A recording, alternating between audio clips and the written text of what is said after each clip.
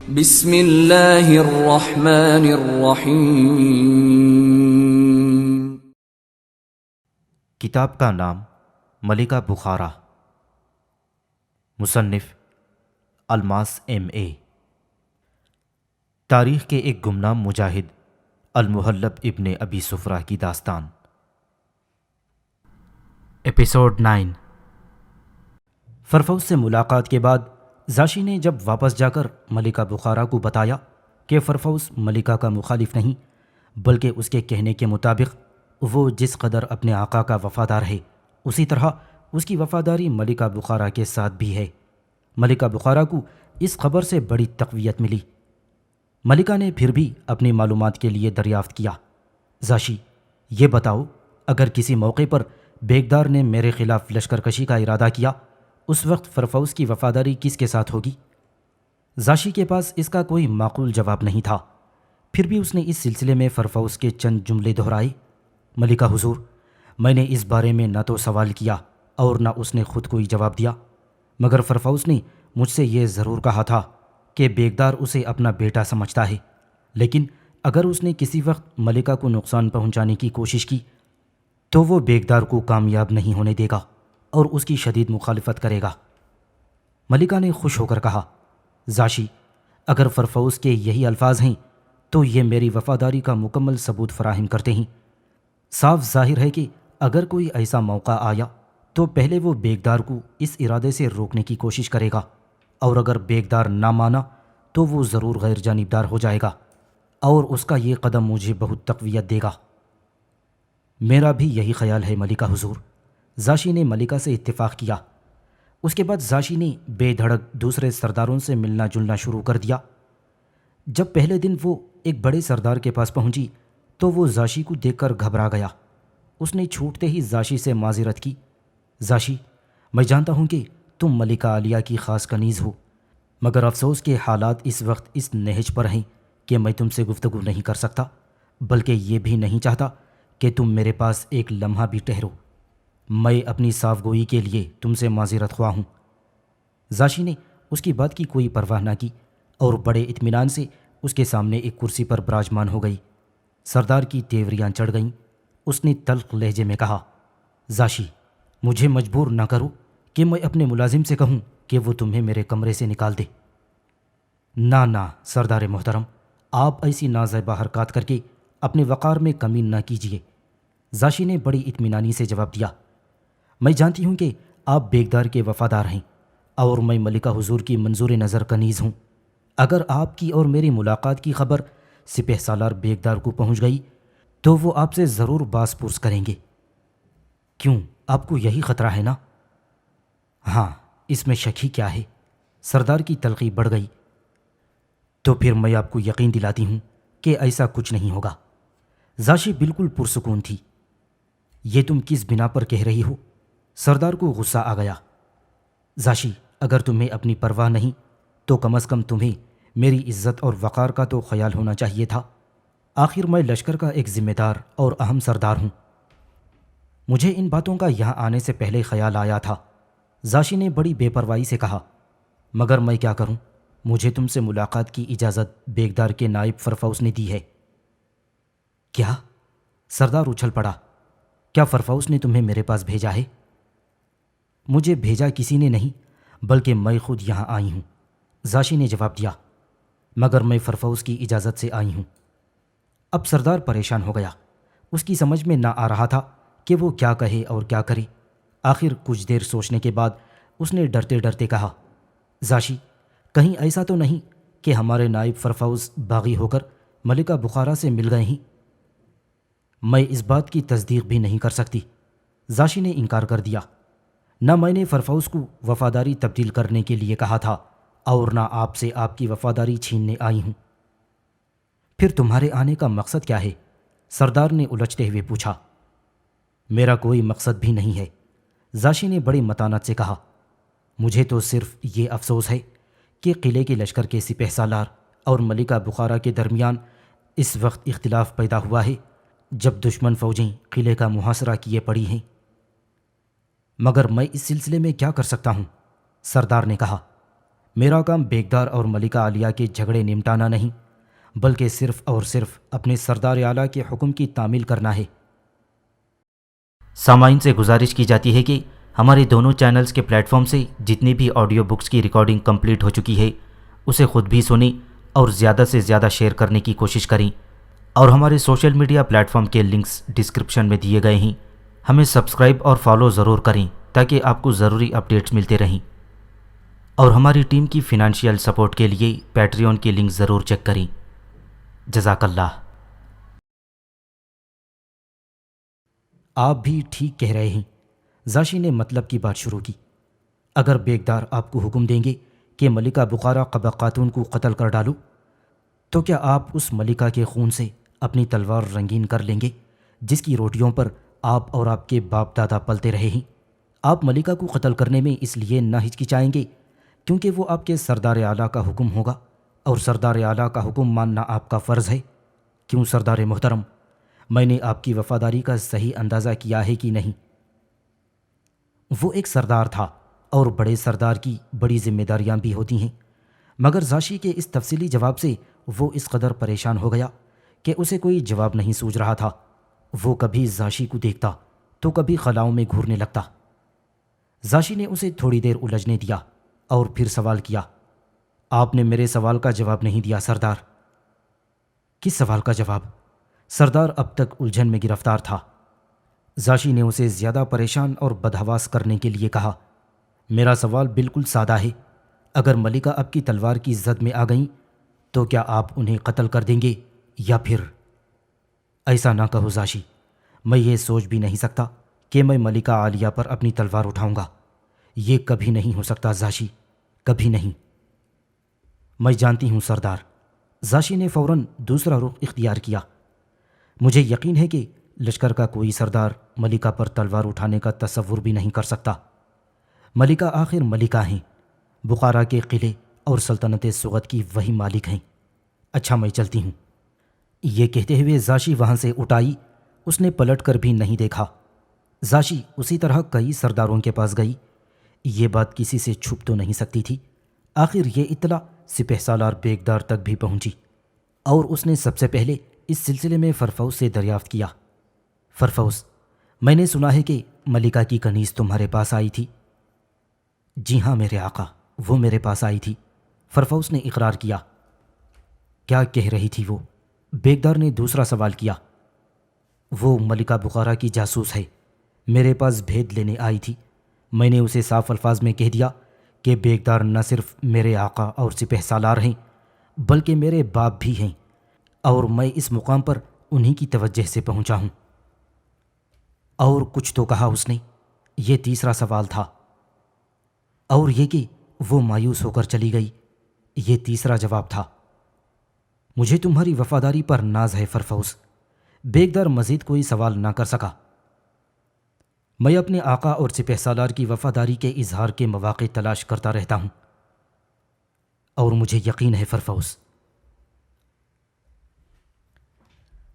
قلعہ بخارا کے اندر تو اس قسم کی سازشیں اور ریشہ دیوانیاں ہو رہی تھیں، اور قلعے کے باہر لشکر اسلام میں ایک اور قسم کی بے چینی پیدا ہو گئی تھی۔ لشکر اسلام کا اولین فرض جہاد تھا۔ اس جہاد میں وہ جو شہر یا دارالسلطنت فتح کرتے، وہاں صرف چند دن قیام کرتے۔ یہ قیام صرف اس شہر یا علاقے کے انتظامی معاملات کو درست کرنے کے لیے کیا جاتا۔ وہاں کے معاملات درست کرتے ہی لشکر پھر جہاد پر روانہ ہو جاتا۔ مگر قلعہ بخارا کا محاصرہ کیے انہیں 1 ماہ ہو چکا تھا۔ اگر قلعے پر قبضے کے لیے جنگ ہو رہی ہوتی تو وہ معمول کی ایک بات ہوتی، مگر یہاں تو یہ عالم تھا کہ قلعے کے اندر بظاہر سکون تھا، اور اگر کچھ بے چینی تھی تو وہ ان کے آپس کے اختلافات تھے جس سے لشکر اسلام کا کوئی تعلق نہ تھا۔ اب سوال یہ تھا کہ آخر لشکر اسلام قلعہ بخارا کا کب تک اس طرح محاصرہ کیے پڑا رہے گا؟ لشکر کے سپہ سالار سعید بن عثمان تھے، مگر انہیں بھی تو کسی کو جواب دینا تھا۔ ان سے پوچھا جا سکتا تھا کہ قلعہ بخارا کے محاصرے میں اتنا وقت کیوں لگایا گیا؟ سپہ سالار کے پاس اس کا معقول جواز یا جواب نہ تھا۔ سعید بن عثمان کو اب افسوس ہو رہا تھا کہ انہوں نے اپنے بھائی سعد بن عثمان کو پیمبر بنا کر قلعے میں کیوں بھیجا۔ پھر انہوں نے ملکہ بخارا کی درخواست پر سوچ بچار کے لیے اتنا طویل وقفہ کیوں دیا؟ اور اب تو اس وقفے کی میعاد بھی پوری ہو چکی تھی۔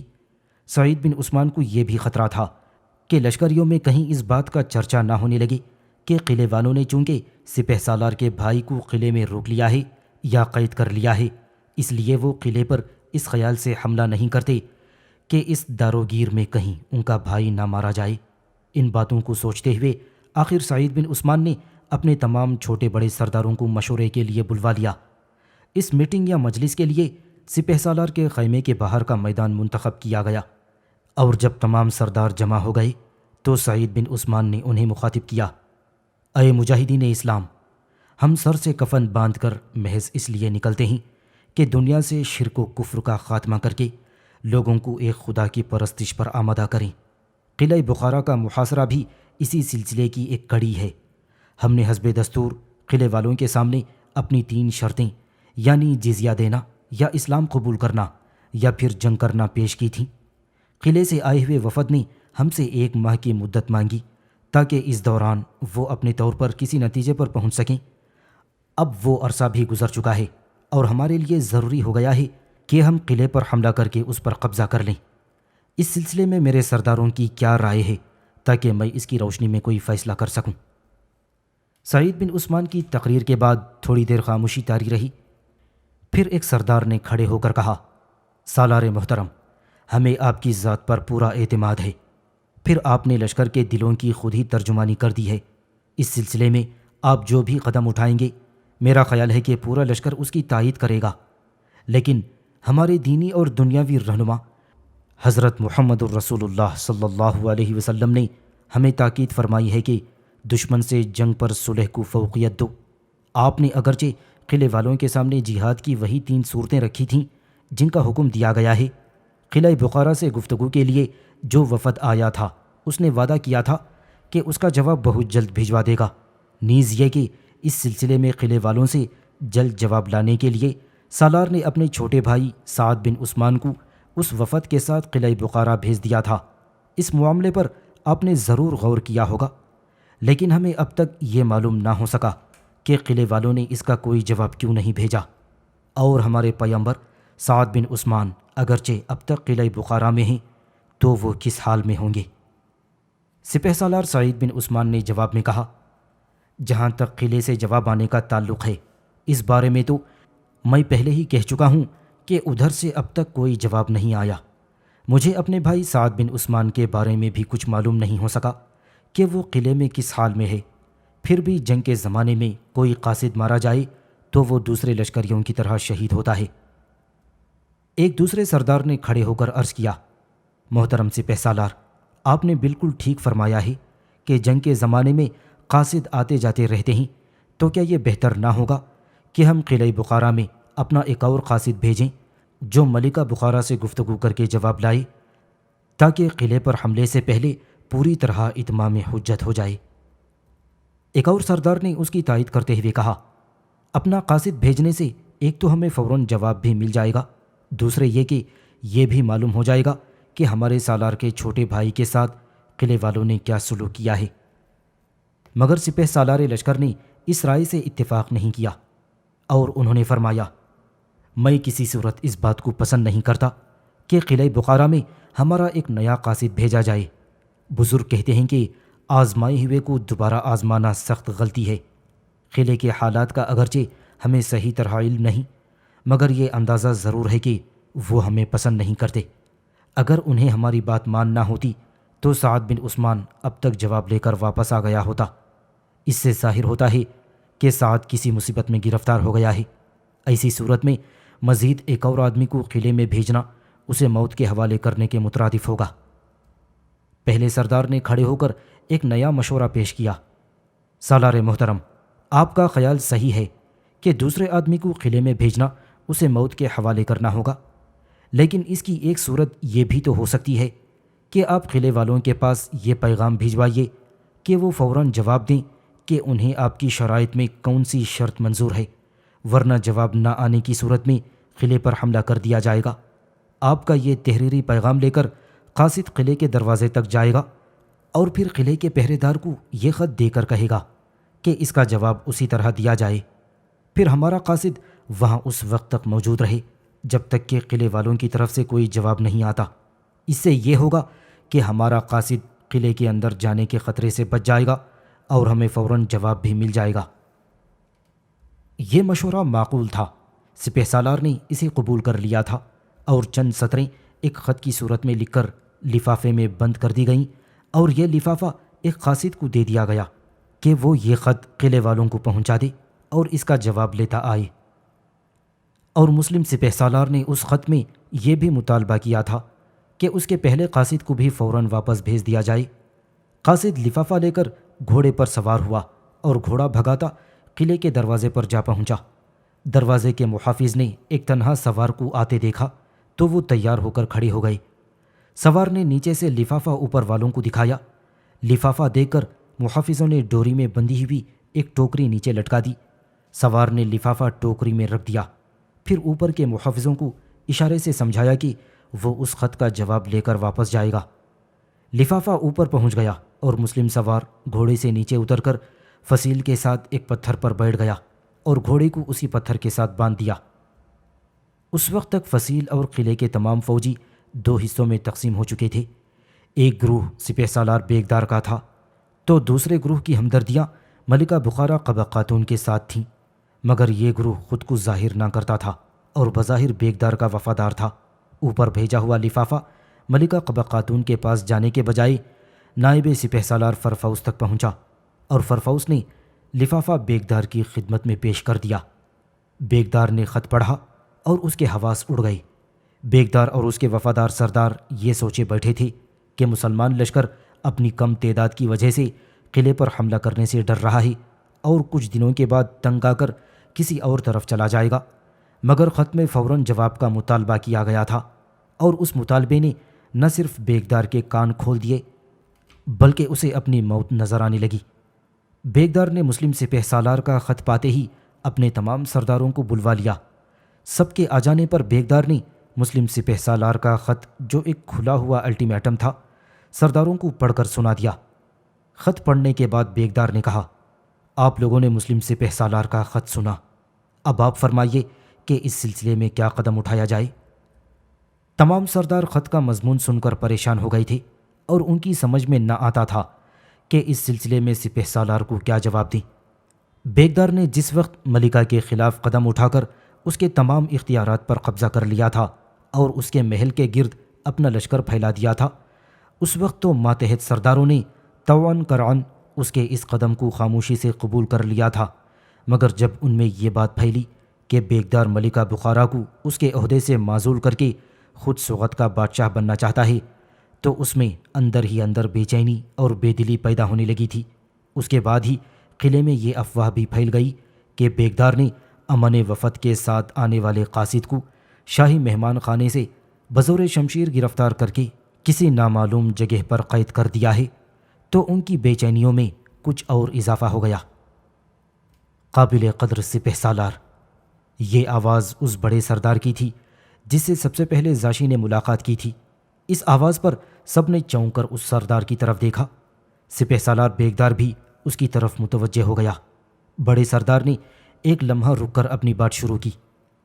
قابل احترام سپہ سالار، کیا مسلم سپہ سالار کا یہ خط آپ کے نام آیا ہے؟ سپہ سالار اس سوال سے چڑ گیا۔ اس نے سخت لہجے میں جواب دیا، خط میرے ہاتھ میں ہے اور میں نے پڑھ کر سنا دیا ہے۔ اب یہ بات کہ خط کس کے نام آیا، اس کا سوال کیوں اٹھایا گیا ہے؟ اعتراض کرنے والے نے نرم لہجے میں وضاحت کی، سپہ سالار ناراض نہ ہوں، میں ان کا دل و جان سے وفادار ہوں۔ یہ دریافت کرنے کا مقصد یہ تھا کہ یہ معاملہ بہت اہم ہے، اگر سپہ سالار مناسب خیال فرمائیں تو اس مشورے میں ملکہ عالیہ کو بھی شریک کر لیں۔ ہرگز نہیں، بیگدار نے انکار کر دیا۔ ملکہ نے مسلمانوں سے جنگ نہ کرنے اور صلح کرنے کا خیال ظاہر کر کے ہماری بہادر افواج کی توہین کی ہے۔ ہمارے پاس حملہ آوروں سے 5 گنا سے زیادہ طاقت موجود ہے، ہم مسلمانوں کو اچھی طرح سبق سکھا سکتے ہیں۔ میں سپہ سالار سے معذرت کرتا ہوں، اعتراض کرنے والے نے کہا۔ اگر سپہ سالار نے اپنے طور پر فیصلہ کر لیا ہے کہ محاصرہ کرنے سے میدان میں نکل کر مقابلہ کیا جائے تو پھر ہم لوگوں سے مشورے کی کیا ضرورت ہے؟ ضرورت ہے، یہ جملہ وزیر اعظم نیکدار کا تھا جو اب تک خاموش بیٹھا سن رہا تھا۔ ضرورت اس لیے ہے کہ ملکہ اس وقت بھی برسر اقتدار ہے۔ اگر ملکہ نے از خود اقتدار چھوڑ دیا ہوتا تو سپہ سالار خود مختار ہو سکتے تھے اور اپنے طور پر یا آپ لوگوں کے مشورے سے اتنے اہم فیصلے کر سکتے تھے۔ مجھے یقین ہے کہ مسلم سپہ سالار کا خط ہمارے سپہ سالار بیگدار کو نہیں بلکہ ملکہ بخارا کے نام بھیجا گیا ہے، اس لیے اس سلسلے میں ان کے مشورے کی سخت ضرورت ہے۔ بیگدار نے قہر آلود نظروں سے وزیر اعظم کو دیکھا اور طنزیہ انداز میں کہا، کچھ اور بھی فرمانا ہے ہمارے وزیر اعظم کو؟ ہاں، مجھے ایک بات اور بھی کہنا ہے، وزیر اعظم نے پرسکون لہجے میں کہا۔ شاہی حکومتوں کا یہ دستور عہد قدیم سے چلا آ رہا ہے کہ وہ ایک دوسرے کے سفارتکاروں، پیامبروں اور قاصدوں کی عزت کرتے ہیں۔ وہ اگر گستاخی بھی کر بیٹھیں تو ان پر گرفت نہیں کی جاتی، مگر میرے خیال میں یہ بہت افسوسناک بات ہے کہ ایک مسلم قاصد جسے ہمارے امان وفد کے ساتھ قلعہ بخارا میں بھیجا گیا تھا اور ملکہ نے اسے شاہی مہمان خانے میں رکھا تھا، ہمارے سپہ سالار نے اپنے نائب کو حکم دیا کہ اس قاصد کو جو ملکہ کا جواب لینے آیا تھا بزور شمشیر گرفتار کر کے کسی جگہ قید کر دیا جائے، اور اس کی گرفتاری کے وقت ملکہ بخارا کے درجن بھر سے زیادہ محافظ اس کی حفاظت پر مامور تھے۔ ان سب کو نائب سپہ سالار کے دستوں نے قتل کرنے کے بعد مسلمان قاصد کا قبضہ حاصل کیا تھا۔ وزیر اعظم اس قاصد کے لیے کیا سفارش کرتے ہیں؟ سپہ سالار نے وزیر اعظم سے سوال کیا۔ وزیر اعظم نے اسی متانت سے جواب دیا، میں سفارش نہیں کرتا بلکہ اس کی سفارش بین الاقوامی جنگی اصول کرتا ہے کہ قاصد کو تو نہ تو قید کیا جا سکتا ہے اور نہ اسے کوئی سزا دی جا سکتی ہے۔ مگر میرے بزرگ ایک بات بھول رہے ہیں، سپہ سالار سر اٹھا کر بڑے غرور سے بولا، اگر ایک جنگی اصول قاصد کی سفارش کرتا ہے تو دوسرا جنگی اصول یہ بھی ہے کہ جنگ کے دوران کوئی اصول نہیں رہتا بلکہ جنگ میں ہر بات اور ہر چیز جائز ہوتی ہے۔ میں اس اصول کو بھی مانتا ہوں، وزیر اعظم نے فوراً جواب دیا، لیکن اس وقت ہم میں اور مسلمانوں میں جنگ نہیں ہو رہی بلکہ صلح کی بات چیت ہو رہی ہے، اس لیے اس موقع پر دوسرا جنگی اصول لاگو نہیں ہو سکتا۔ کچھ بھی ہو، ہم دشمن سپہ سالار کے بھائی کو آزاد نہیں کر سکتے۔ سپہ سالار بیگدار نے سعد کو چھوڑنے سے قطعی انکار کر دیا۔ اس کے جواب میں وزیر اعظم نے کہا، اگر سپہ سالار جنگ سے پہلے ہی جنگی اصول پر بزید ہیں اور قاصد کو چھوڑنے پر آمادہ نہیں تو میں اس مجلس سے احتجاج کرتا ہوا جا رہا ہوں۔ یہ کہہ کر وزیر اعظم وہاں سے چلا گیا تھا۔ محفل پر بہت دیر تک خاموشی طاری رہی، پھر سپہ سالار نے کہا، میں اس خط کو لے کر نہ قبہ خاتون کے پاس جا سکتا ہوں اور نہ ہی اس کے حق میں ہوں، بلکہ میں اس سلسلے میں قبہ خاتون کے مشورے کی ضرورت بھی محسوس نہیں کرتا۔ اگر آپ لوگوں میں سے کوئی وزیر اعظم کی پیروی کرنا چاہتا ہے تو وہ یہ خط لے کر قبہ خاتون کے پاس جا سکتا ہے۔ اس پر ایک کمسن سردار نے جو کچھ دن پہلے ہی اس رتبے پر پہنچا تھا کھڑے ہو کر کہا، اگر قابل احترام سپہ سالار میری گستاخی معاف کریں تو میں کچھ عرض کر سکتا ہوں۔ سپہ سالار پہلے ہی غصے سے بھرا بیٹھا تھا، اس نے چیخ کر کہا، جب تم گستاخی کرنے پر آمادہ ہو تو پھر معافی مانگنے کی کیا ضرورت ہے؟ کمسن سردار اپنے سپہ سالار کا غصہ دیکھ کر سہم گیا، اس نے کھڑے ہو کر بات کی تھی اور اب تک کھڑا رہا۔ سپہ سالار کی پھونکار سن کر وہ چپ چاپ بیٹھ گیا۔ آخر سپہ سالار نے اعلان کر دیا، شاید ہمارے کچھ سرداروں کو وزیر اعظم اور قبہ خاتون کی طرح اپنے لشکر کی طاقت کا اندازہ نہیں اور وہ بھی صلح کرنا چاہتے ہیں، اس لیے میں اجلاس برخاست کرتا ہوں۔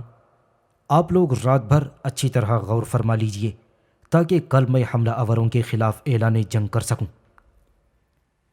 تمام سرداروں کو یقین ہو گیا کہ ان کا ضدی سپہ سالار بیگدار کل ضرور اعلان جنگ کر دے گا۔ قلعے کے عام لشکریوں کو تو ملکہ اور بیگدار کے اختلاف کا کچھ زیادہ علم نہیں تھا، مگر چھوٹے بڑے سرداروں کو سب کچھ معلوم تھا، اور اگر کچھ کسر رہ گئی تھی تو وہ وزیر اعظم نے پوری کر دی تھی۔ زاشی نے بھی اس سلسلے میں اہم کردار ادا کیا تھا۔ اس نے تمام بڑے سرداروں سے فردن فردن ملاقات کی تھی اور بیگدار کے ساتھ ان کی وفاداری میں دراڑیں ڈال دی تھیں۔ جہاں تک چھوٹے سرداروں کا تعلق تھا تو ان کی تمام ہمدردیاں ملکہ بخارا کے ساتھ تھیں، مگر وہ بے بس تھے، ان کا کوئی لیڈر نہیں تھا۔ ان کی تمام ضروریات کا خیال فرفوس رکھتا تھا۔ چونکہ فرفوس سپہ سالار کا ہمدرد اور ایک طرح کا غلام ہو چکا تھا، اس لیے چھوٹے سرداروں نے ملکہ سے محبت کے باوجود چپی سادھ لی تھی۔ یہی وجہ تھی کہ میٹنگ میں جب ایک چھوٹے سردار نے بولنے کی کوشش کی تو بیگدار نے اسے ڈانٹ دیا اور وہ چپ ہو کر بیٹھ گیا۔ پھر بڑے سردار اپنے دل کی بات منہ پر لاتے تھے اور بیگدار سے بحث و تمہیز بھی کرتے تھے، مگر ان کا بھی کوئی لیڈر نہ تھا۔ انہیں بھی اپنی ضروریات کے لیے فرفوس کا منہ دیکھنا پڑتا تھا اور فرفوس ان کی وفاداریوں کا نقد سودا کرتا تھا۔ اس وجہ سے ان پر بیگدار سے زیادہ فرفوس کا اثر تھا۔ وہ ہر اچھی بری بات کے لیے فرفوس کے پاس جاتے اور فرفوس ان کا مطالبہ فوراً پورا کر دیا کرتا تھا۔ بیگدار کی میٹنگ کے فوراً بعد تمام بڑے سرداروں نے پہلے آپس میں کچھ گفتگو کی اور پھر وہ سب کے سب فرفوس کے محل نما حویلی میں پہنچ گئے۔ بیگدار کو بھی اس کی خبر لگی تھی، مگر اس نے اس میں کوئی مداخلت نہیں کی۔ اسے اپنے نائب پر، جو کہ پہلے اس کا غلام تھا، پورا اعتماد تھا۔ وہ جانتا تھا کہ فرفوس جو فیصلہ کرے گا وہ اس کے حق میں ہوگا، اسی لیے اسے بڑے سرداروں کی کانفرنس کی طرف سے کوئی خطرہ پیدا نہ ہوا۔ ادھر فرفوس نے بڑے سرداروں کی بڑی پذیرائی کی اور اپنے محل میں اس نے انہیں خوش آمدید کہا، اور جب سرداران لشکر نشستوں پر بیٹھ گئے تو فرفوس نے گفتگو میں پیش قدمی کی اور بڑی محبت سے بولا، میں سرداران لشکر کو اپنی حویلی میں دیکھ کر جس قدر خوش ہوا ہوں اسے میں الفاظ میں بیان نہیں کر سکتا۔ میں جانتا ہوں کہ زندگی میں کچھ اونچ نیچ ہو ہی جاتی ہے، میں بھی آخر انسان ہوں، مجھ سے بھی غلطیاں ہو سکتی ہیں۔ ضرور مجھ سے کوئی ایسی غلطی ہوئی ہے کہ سرداران لشکر کو میرے پاس آنے کی زحمت اٹھانا پڑی۔ فرفوس کی لچھے دار باتوں سے سرداران لشکر بہت خوش ہوئے۔ ان میں سے ایک بولا، محترم فرفوس، آپ یقیناً انسان ہیں اور امکان ہے کہ آپ سے غلطیاں بھی ہوتی ہوں گی، مگر ہمارے معاملے میں آپ نے نہ کبھی غلطی کی ہے اور نہ کسی قسم کی کوتاہی کا اظہار کیا ہے۔ ہم نے تو آپ سے جو مانگا وہ آپ نے مہیا کر دیا، بلکہ ہمیں جو کچھ نہ مانگنا چاہیے تھا آپ نے وہ بھی ہمارے کہنے پر بھجوا دیا۔ پھر بھی کوئی بات ضرور ہوگی جس کی بنا پر آپ کو میرے غریب خانے پر آنا پڑا۔ فرفوس ان کی خوشنودی کی خاطر ان کی چاپلوسی کرنے سے بھی باز نہ آتا تھا۔ دیکھیے نائب محترم، ایک سردار بولا، آپ کے سلسلے میں نہ تو ہمیں شکایت اور نہ آئندہ ہونے کا امکان ہے، ہاں آپ کے سپہ سالار کی بدمزاجی اور تلخ کلامی سے ہمیں ضرور شکوہ ہے۔ درست فرمایا آپ نے۔ چالاک فرفوس نے ناگواری کا اظہار کرنے کے بجائے ان کی ہاں میں ہاں ملاتے ہوئے کہا، میں نے بھی اپنے آقا کی سخت مزاجی محسوس کی ہے۔ اگر کوئی عام آدمی ہو تو اس کے ساتھ اس قسم کی تلخ کلامی چل جاتی ہے، مگر برابر والوں کے ساتھ اگر رویہ خراب ہو تو انہیں ضرور برا معلوم ہوگا۔ آپ مجھے مشورہ دیجئے کہ میں اس سلسلے میں کیا قدم اٹھاؤں اور کس طرح کی احتیاطی تدابیر اختیار کروں۔ نائب سپہ سالار، ایک دوسرے سردار نے کہا، سپہ سالار نے ملکہ عالیہ کے اختیارات سلب کر لیے ہیں، ہم نے کوئی احتجاج نہیں کیا۔ انہوں نے شاہی محل کو گھیرے میں لینے کا حکم دیا، ہم پھر بھی خاموش رہے، مگر ملکہ عالیہ آخر اس ملک کی ملکہ ہیں۔ جنگ و صلح کے معاملے میں جتنے اختیارات سپہ سالار کو ہیں ان سے زیادہ ملکہ عالیہ کو ہیں، لیکن سپہ سالار صاحب نے تو ملکہ عالیہ کو دودھ کی مکھی کی طرح انتظامی اور فوجی معاملات سے نکال کر الگ پھینک دیا ہے۔ وہ خاموش ہوا تو فرفوس نے فوراً اس کے غصے کو ٹھنڈا کرنے کی کوشش شروع کر دی۔ سردار کا غصہ بجا ہے، سپہ سالار اور ملکہ کے اختلافات میں ہم دخل نہیں دیتے، مگر ملکہ عالیہ ہمارے لیے واقعی قابل احترام ہیں۔ ہر اہم معاملے میں ان کے مشورے کی ضرورت پڑتی ہے اور ہونا بھی چاہیے۔ اگر آپ لوگ فرمائیں تو اس سلسلے میں سپہ سالار اور ملکہ دونوں سے بات کروں۔ نائب صاحب، وہ سردار چڑ کر بولا، ایسے معاملات میں ہمارے فرمانے کی ضرورت نہیں، یہ بات تو آپ کو خود ہی سوچنا اور کرنا چاہیے تھی۔ ایک اور سردار نے سعد بن عثمان کی طرف اشارہ کر دیا، نائب صاحب دیکھیے نا، یہ کس قدر بے اصولی ہے کہ ہم دشمن کی طرف سے آئے ہوئے قاصد کو گرفتار کر کے قید میں ڈال دیں۔ جی ہاں، یہ کتنی بری بات ہے۔ بات نکلی تو ایک اور سردار بولا، اور وہ قاصد بھی کون؟ حملہ آور لشکر کے سپہ سالار کا سگا بھائی، آخر اسے گرفتار کیوں کیا گیا؟ فرفوس پر دونوں طرف سے سوالات ہوئے تو وہ گھبرا گیا، مگر تھا بہت چالاک۔ اس نے فوراً کہا، آپ جن باتوں کی طرف اشارہ کرتے ہیں یہ باتیں میرے دماغ میں بھی تھیں، مگر میں ان باتوں کے بارے میں اپنے طور پر سپہ سالار سے گفتگو نہیں کر سکتا تھا، کیونکہ وہ افسر اعلیٰ ہونے کے علاوہ میرے آقا بھی ہیں۔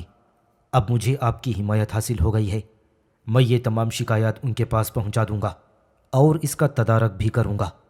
آپ لوگ بالکل اطمینان رکھیے۔ فرفوس کی چکنی چپڑی باتوں سے تمام سردار خوش ہو گئے اور مطمئن ہو کر وہاں سے اٹھے۔ فرفوس کو بھی اطمینان ہوا۔ اسے ان سرداروں کی گفتگو سے یہ اندازہ ہو گیا تھا کہ ان میں سے آدھے سے زیادہ نہیں تو قریب قریب آدھے سردار ملکہ عالیہ کے ہمدرد ہیں اور ان کی بے عزتی برداشت کرنے پر تیار نہیں ہیں۔